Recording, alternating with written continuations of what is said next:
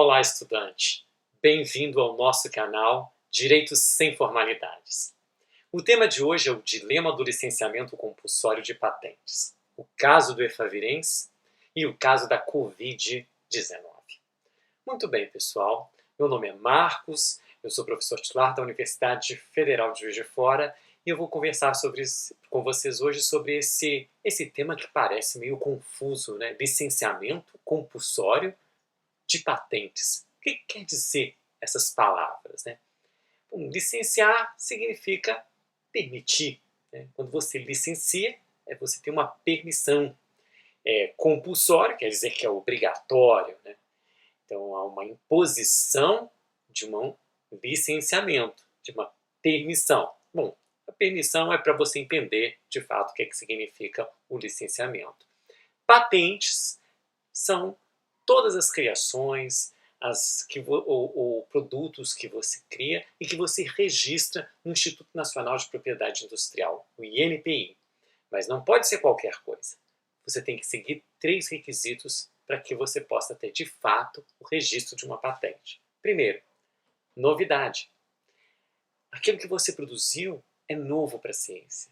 Não está no estado da técnica, em tudo aquilo que existe hoje no mundo da ciência.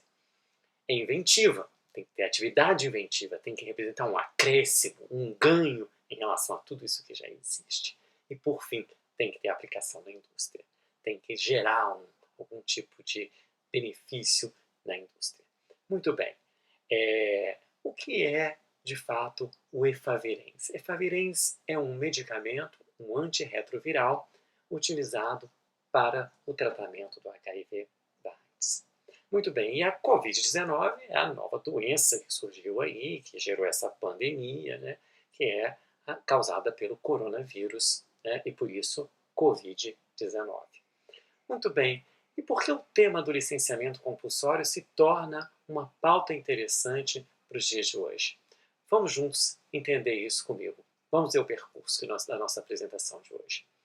Vou fazer uma origem e uma retomada do tema, porque, na verdade, este é um tema cujo artigo científico foi publicado em 2008.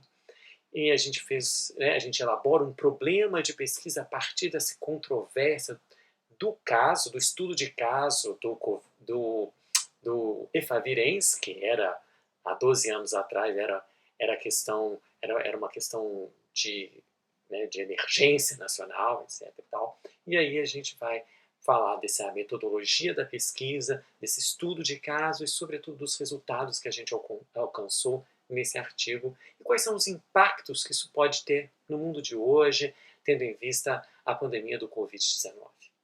Muito bem. O artigo científico, eu vou deixar o link aqui embaixo desse vídeo para que aqueles que tenham interesse possam acessar. Ele está em língua inglesa porque foi apresentado num congresso internacional, mas eu vou tentar aqui explicar de forma simples e clara para que você possa entender o conteúdo central desse artigo. Mas o link está embaixo para quem tiver interesse. Ele foi publicado na Revista de Ética e Filosofia Política da Universidade Federal de Juiz de Fora. O link está embaixo. A autonomia privada e questão de princípios são questões teóricas. Então, essa é uma pesquisa que começa a ter uma minha entrada, vamos dizer assim, na questão da pesquisa empírica, mas que ainda tem um forte conteúdo teórico. Então eu vou deixar uma explicação aqui bem rápida do que significa a questão da autonomia privada, por que a gente usa esse referencial, essa relação entre autonomia privada e pública, e por que a gente está trabalhando com a questão do direito como integridade, que aí a gente vai tratar toda essa questão de princípios, e por isso esses 2 autores, Habermas e Dworkin. Muito bem. E a ideia é aplicar essa teoria a um caso contratual especial, que era a relação entre o Brasil e a empresa farmacêutica que tinha patenteado, né, o Efavirenz, que era o antirretroviral. Muito bem. O que é um contrato? O contrato é uma relação entre 2 partes, com interesses contrapostos. Alguém quer comprar, alguém quer vender. Alguém tem que entregar o bem e alguém tem que pagar o preço. Então, a gente vai tentar entender como é que funcionava esse contrato entre o Brasil e a empresa farmacêutica. E o que significava a detenção de um direito de patente por parte da indústria farmacêutica. E quais são os impactos que isso pode ter hoje com a questão da Covid-19. Muito bem. Habermas é um filósofo alemão que se destaca pelos estudos sobre teoria da ação comunicativa e a aplicação da teoria do discurso na relação jurídica. E ele vai tentar entender como que a aplicação e criação do direito pode ser impactada com a questão discursiva, da teoria do discurso, da teoria da ação comunicativa. Muito bem, para esse vídeo de hoje, o que eu quero que você retenha e que tem a ver com o artigo que está aí no link abaixo é justamente a relação que ele estabelece entre a autonomia pública e a autonomia privada. Isso quer dizer que a autonomia pública e a autonomia privada, elas são co-originárias. Isso quer dizer o poder do Estado agir sobre nós, que é a autonomia pública, e o poder do indivíduo de tomar as suas decisões privadas, as suas decisões individuais, a autonomia privada, surgem concomitantemente. Elas são co-originárias, porque é preciso uma autonomia. Para que você exerça os seus direitos individuais, você precisa de um Estado que garanta o seu exercício para que o outro não interfira na sua liberdade. Bom, isso é de uma forma bem simples e bem rápida para que você entenda a proposta do artigo de hoje. O Ronald Dworkin vai falar do direito como integridade. O que é? O Ronald Dworkin foi um filósofo no campo do direito, faleceu há pouco tempo, há poucos anos, e ele desenvolve a teoria do direito como integridade. O direito deve ser íntegro, e para isso ele tem que passar por 3 elementos estruturantes: a equidade, a igualdade nas relações, a justiça, o valor da justiça dentro da aplicação e criação do direito, e o devido processo legal, ou seja, existem procedimentos que são respeitados para que a justiça e a equidade também sejam garantidas nesse curso. Pois bem, qual foi o nosso problema de pesquisa? A intervenção num contrato por meio do licenciamento compulsório de patentes representa um risco para o princípio da autonomia privada. O Estado intervindo naquele contrato da empresa farmacêutica, naquela patente, naquele direito de patente, isso representa um risco para a autonomia privada. O que pode ser aprendido disso para os efeitos que a Covid-19 vai gerar na nossa vida, do ponto de vista do direito? Bom, a nossa metodologia é um estudo de caso, é o licenciamento do medicamento Efavirenz. Esse que está aí na foto. Bom, o Efavirenz é um antirretroviral para o tratamento do HIV, da AIDS. O Brasil, à época, e eu vou trabalhar aqui com os dados da época, tinha um programa, que era um programa de assistência a pessoas que não tinham condições econômicas e sociais para poder adquirir o medicamento e eram portadoras de HIV. Então, o Brasil, o governo, adquiria esse medicamento da Merck Sharp & Dohme, que era a detentora da patente. E ela cobrava $1,59 por 600 miligramas deste medicamento.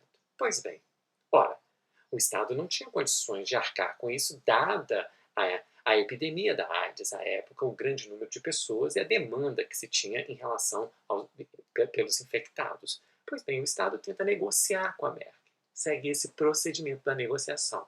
A Merck reduz em 30%, mas ainda não era suficiente, porque o mesmo medicamento genérico era vendido pela Índia por 45 centos de dólar. Bom, diante disso, o Brasil segue todos aqueles trâmites legais da Lei de Propriedade Industrial, vigente até hoje, a Lei 9279 de 96, e ela trata do licenciamento compulsório em seus artigos 68 e seguintes. E o Brasil, se valendo do artigo 71, ele vai editar decreto e portaria no sentido de viabilizar o licenciamento compulsório. É fato que o licenciamento compulsório não prejudica o particular, a empresa. Ela continua recebendo as royalties pela patente, mas o Brasil pode adquirir o produto de outro, o que vai diminuir o custo.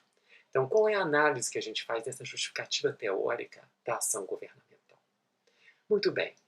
Usando-se da teoria do direito como integridade, aplicada à questão contratual, e a questão contratual originária aí entre Merck e Brasil, e o governo brasileiro, você vai verificar que havia um desequilíbrio na troca. Não havia equidade na troca que se estabeleceu entre Merck e Brasil. Não havia uma justiça nessa cooperação. Ou seja, ela não cobrava preços abusivos em tese, porque ela tinha o direito de exclusividade, mas havia ali um alto peso para o governo brasileiro. Então não havia um equilíbrio nessa cooperação. E o devido processo legal no princípio da promessa contratual. Não há quebra na promessa contratual, porque a própria legislação permite o licenciamento compulsório. E o Brasil se vale de todos os procedimentos, e aí a gente pode ver que não há aí esse monopólio da exclusividade da Merck, tem que passar por esse teste de adequação. E uma vez que ele não passa pelo teste de adequação, é interessante porque a autonomia pública garantida ao Estado para pelo uso do licenciamento compulsório vai prevalecer sobre a autonomia privada. Até porque essa autonomia privada ela não pode ser tida como absoluta, como intocável. Muito bem. E o que isso representa para o futuro, né? Esse artigo foi publicado em 2008, de uma pesquisa que começou muito antes. O que isso quer dizer do ponto de vista hoje, no mundo de hoje, com a pandemia causada pela Covid-19, por esse vírus aí que a gente não consegue entender, né? Várias questões vão surgir. Vários equipamentos, insumos médicos são patenteados. Vacinas que venham a ser criadas, elas poderão ser patenteadas. E aí, a patente vai ser um direito absoluto? Esse direito de exclusividade pode gerar preços que vão inviabilizar que os mais pobres, os mais afetados, não consigam ter acesso a medicamentos, a vacinas, a própria dificuldade de adquirir insumos médicos, que são muitos deles patenteados. Pois bem, pessoal, o licenciamento compulsório ele não pode ser entendido como algo marginal, como algo que só pode ser utilizado em situações excepcionais. Ele tem que se entender o licenciamento compulsório como algo imanente à legislação de propriedade industrial. O licenciamento compulsório representa o exercício de uma autonomia pública que garante as diversas autonomias privadas que estão em jogo aí. E a questão que eu coloco hoje para você é essa. Será que a gente pode colocar a autonomia privada, o direito individual de patente sobre o direito à saúde? Essa é uma reflexão que eu gostaria que você fizesse. Obrigado e até a próxima.